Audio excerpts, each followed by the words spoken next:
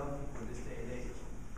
And, you know, I have to say, one of the things that inspired me about what I have been seeing since I've been here and what I've seen, and I've heard many of you talking, and I'm a real good listener, and I tend to be an eavesdropper. I'm not a detective or anything, but I have to do that because I'm a father, right? So that's how you parent, right? Listening to your children, right? So I've been listening to a lot of what the young people today have been talking about, and it's an honor to see how conscious you are about your culture, and I can't emphasize the importance of that. And so what I'm going to talk about real briefly is quote something that Nico said, and he says, "In time, we should be in a position to bestow on South Africa, but in this case, the world, because you are here now, right? And you were born here. The best possible gift, a more human face." And you know, I believe that's so essential to really understand what is happening, because I liken a lot of what I've seen, whether it's in the schools or in your communities, amongst yourselves, amongst your peers, or adults against you, as another form of apartheid of some sort. Okay? The only difference now is that we can't just say it's the person that is white. Right? Now, often, the oppressor looks just like us. Right? I mean, am I right or wrong here? Okay? We can't deny the fact that there is a reality where there's some folks who, unfortunately, in their own ignorance, think they, you know, because they're a little lighter than us or whatever, may think they're better than us, but we're all on an equal platform. So, you know, with that said, I think, you know, I wanted to briefly talk about my experience for a minute, and then really, you know, open it up for questions and discussions from all of you. I was born and raised in the South Bronx, and when I was about 11 and a half years old, because of trouble at that early age that I got myself into, my family sent me down here. And upon coming to, I was in D.C. Upon coming to D.C., I got pulled into a sense of cultural shock that I can't even describe. I don't know how many of you came to the United States from another country and experienced a certain level of cultural shock, right? But I would say that coming from the South Bronx and coming to Washington, D.C. in the late 70s, I experienced that cultural shock because as an individual of Puerto Rican descent, to come into a community that's predominantly African American with a growing number of Central American, Latin American kids, I was always trying to figure out where I fit in. You know? And it was always interesting because the Central American kids would say, and I'm sure this happens amongst yourselves when you start talking about the difference between those from Senegal and those from other parts of Africa and whatnot. But you know, the Central American kids say, "Hey, you don't act like us, you don't talk like us." They're like the black kids. And the black kids say, "Hey, you talk like us, but you're not one of us." So it was like, you know, where did I fit in? You know what I'm saying? And at that time, this is the birth of what was known as hip-hop culture. And I was a b-boy, okay? I was into breakdancing, I used to be a tagger. And so there weren't too many kids over here that were into that.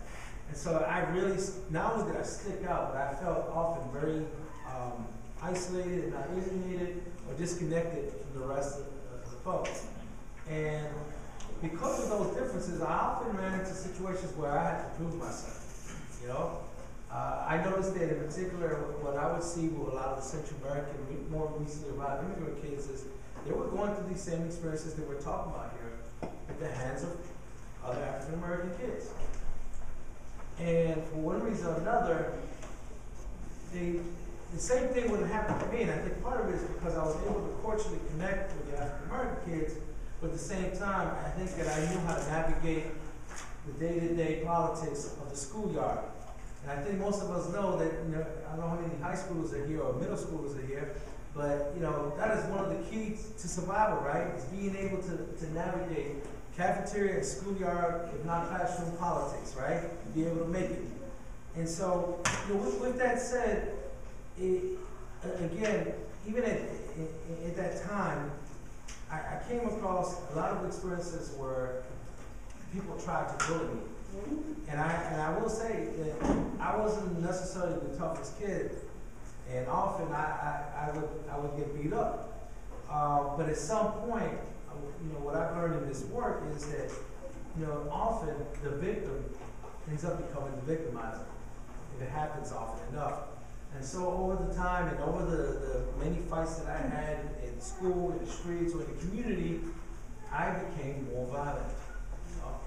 And so hence became the cycle of violence, and hence continued the repeated cycles of bullying and violence against other kids. Although I would say I wasn't much of a bully, because I always felt, like I had to protect those that seemed weaker. And so that's always been my calling to some extent. So now with that said, here we are 30-something years later, and you see the same thing happen. And I think, for many of you, all of you are high schoolers. I know there's some of you that are in college here, but most of you are high schoolers? Okay. I would say one of the most important things in dealing with bullying is to be able to identify who your resources and who your support systems are in the school. And I would say this is very critical, not just for you, but any of your friends, because I've been here in Montgomery County for 5 years now, and we've often, myself and my staff, we've often gone into the schools and done mediations or interventions with the students when there's tensions, whether it's girl against girl, whether it's African American against African immigrant, whether it's African immigrant against Latino or whatever. And one of the things that we learned is that quite often it becomes very essential for the adults to proactively be there to support the student when they are exposed to this, especially if they've never been exposed to this level of aggressive or violent behavior, okay? And so with that, I encourage the students to really look at who are your resources, whether it's ESOL counselor, whether it's your guidance counselor, whether it's, your phys ed teacher, whoever it may be. In every school I've learned, it's a different person. It's not always the same person. And I would really encourage you to try to connect with that individual and let them know. And you might be like, well, I'm not a snitch or whatever, I just deal with it. Well, the reality is, you already know what's going to happen. I mean, you can deal with it your way, but quite often if something doesn't get resolved between you and that student, we all know where it's going to lead to, right? Whatever the tension is, whatever the experience is going to be, it's going to contribute to a situation that gets out of hand at some point. And so I encourage you to first start there. But I don't know how many adults are in here that work in the school system. I also encourage the adults that when the students come to you about these experiences, about these incidents, that you need to respond immediately. You need to deal with it. Same thing with the parents. Because often what I've seen, I would almost say 90% of the time, where there's conflicts in the schools, okay, whether it's gangs, bullying, or whatever, the majority of the time, the youngsters don't want to have the problem, but they just want to they want to feel safe, right? You want to feel safe in your school. You want to be able to get your schoolwork done, have your friends, have a social life, or whatever, without worrying about someone trying to take your money, making fun of you because you're different or because of your accent or whatnot, right? So, with that said, for us adults, it becomes very imperative to make sure that we look out. Now, if you're in a school environment where you don't have an individual like that, or you don't have a support system like that, by all means, Wanjru has my contact information, whether it be me or any of my staff. Please feel free to contact us. I mean, we know for a fact, and I was talking to some personnel from the school system here earlier today, we know for a fact a lot of this stuff is happening, and no one's doing anything about it in the school. We know that. There's no doubt about that. Sometimes it's because the folks that need to know about it or can deal with it don't know about it because it's not getting to them. Or sometimes it's because there's so many things going on for school administrators and school personnel that's one of the 200 things they got to do in the school day. But then you got to be real about it too. Sometimes it's because folks aren't doing what they're supposed to be doing. Okay? So if that's the situation, if that's the scenario that you're dealing with, I encourage you to contact my office, my staff, and at the end I'll lay out my email address and my telephone number. Let us know, and believe me, we will contact your school. One thing I can tell you, school administrators either love me or hate me in this county. You know, they hate me because usually when I'm coming to the school, it's because there's a problem. Okay?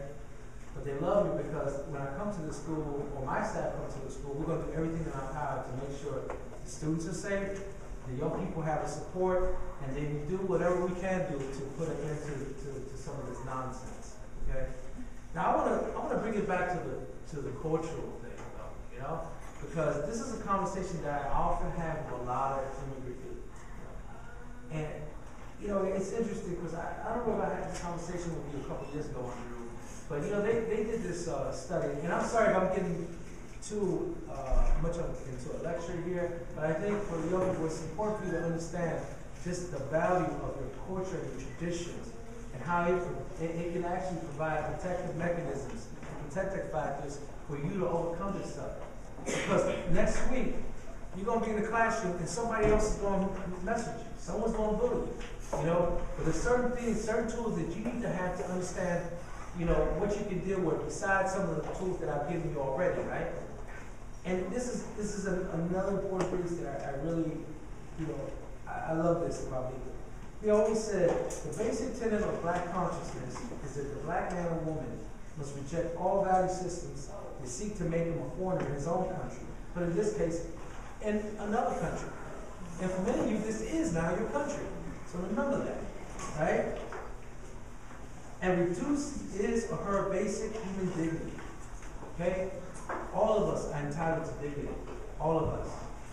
Good and bad alike. You know, gay, straight, you know, Christians, Muslims, you know, again, a lot of what, you know, what's happening, and I think maybe for a lot of you people, you don't see it, but how many of you have heard of these two terms, macrocosm and microcosm? Can someone explain it to me? What's macrocosm? Anybody? No? Anybody? Right. Something that's happening on the larger scale, right? In general. Okay? So, in essence, and I'll give you a good example. I know you hear a lot of boos, right, about this. Okay? So most recently, we had some elections, right? And in the recent elections, there was a group of nutcases called the Tea Party, right? And, you know, quite frankly, regardless of the nutcases that they are, right, that is a microcosm of what is happening in our country right now. Okay? For many of the elders, they told me they haven't seen this level of nonsense since the 50s or 60s, and it's repeated itself again. Okay? But as it impacts you directly, is now the microcosm. You follow what I'm saying? Because on this level, all these adults are acting like fools, full of hate, because this country ain't what it used to be for them. Okay? Our numbers, when you combine them together, completely changes what this country looks like, right? And there was no more powerful statement than that than the historical election of 2008, right? And we know that. So with that said, a certain level of fear has been installed, okay? But you also have to understand this part. This is really, really important, okay? And if you're not following me, please stop me, and I'll try to make it as plain as possible, right?